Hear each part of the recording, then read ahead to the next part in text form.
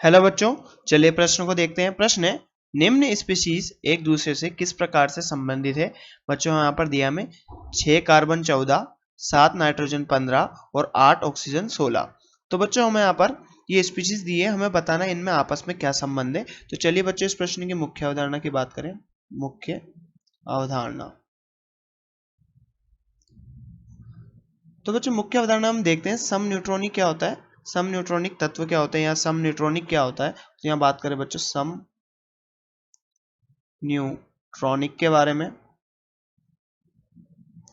तो बच्चों सम न्यूट्रॉनिक के बारे में यहाँ पर अगर हम बात करते हैं तो भिन्न तत्वों के परमाणु जिनमें न्यूट्रॉनों की संख्या समान होती है उन्हें हम बच्चों क्या कह देते हैं, सम न्यूट्रॉनिक तत्व कह देते हैं। तो भिन्न तत्वों के वे परमाणु जिनमें न्यूट्रॉनों की संख्या समान होती है, जिनमें न्यूट्रॉनों की संख्या समान होती है, संख्या समान। तो बच्चों यहाँ पर सम न्यूट्रॉनिक क्या होती है, भिन्न तत्वों के वे परमाणु जिनमें न्यूट्रॉनों की संख्या समान होती है वो क्या होते हैं, सम न्यूट्रॉनिक होते हैं। अब बच्चों बात करें, यहाँ पर हमें दिया गया है 6 कार्बन 14,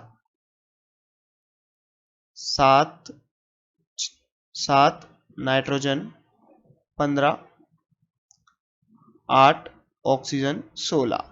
तो चलिए बच्चों यहाँ पर बात करें इनमें कितने प्रोटॉन, न्यूट्रॉन, इलेक्ट्रॉन उपस्थित है। तो बच्चों 6 कार्बन 14 में प्रोटॉन बराबर इलेक्ट्रॉन की संख्या कितनी है बच्चों, 6।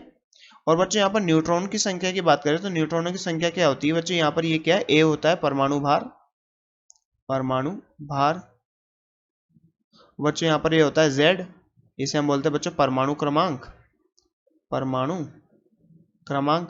और बच्चों परमाणु क्रमांक के परमाणु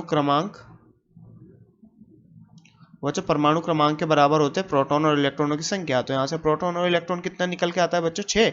और हम न्यूट्रॉनों की संख्या हमें चाहिए तो बच्चों जैसा कि हम जानते हैं कि जो परमाणु भार ए होता है वो प्रोटॉनों की संख्या प्लस न्यूट्रॉनों की संख्या का योग होता है। तो यहाँ से हम देख सकते हैं कि बच्चों जो न्यूट्रॉनों की संख्या क्या आएगा, यहाँ पर न्यूट्रॉनों की संख्या कैसे निकालेंगे बच्चों, परमाणु भार में से हम बच्चों प्रोटॉनों की संख्या को अगर माइनस कर देते हैं तो बच्चों हमारे पास क्या आता है, न्यूट्रॉनों की संख्या। और हमारे पास यहाँ कितने न्यूट्रॉन है, 8 न्यूट्रॉन है। बच्चों नाइट्रोजन में जेड, यहाँ पर जेड बराबर पी बराबर इलेक्ट्रॉन की संख्या कितनी है, 7।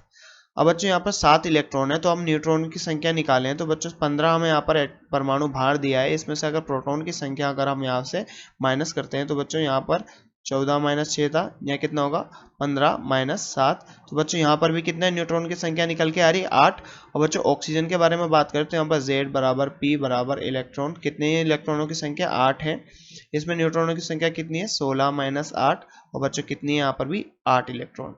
तो बच्चों हम देख सकते हैं कि तीनों स्पीशीज में बच्चों यहाँ पर तीनों में ही 8 न्यूट्रॉन है। तो हम ये कह सकते हैं इनमें क्या संबंध है बच्चों, ये सब क्या है, सम न्यूट्रॉन है, सम न्यूट्रॉनिक है, क्योंकि बच्चों इनमें सभी में समान 8 न्यूट्रॉन है, न्यूट्रॉनों की संख्या है।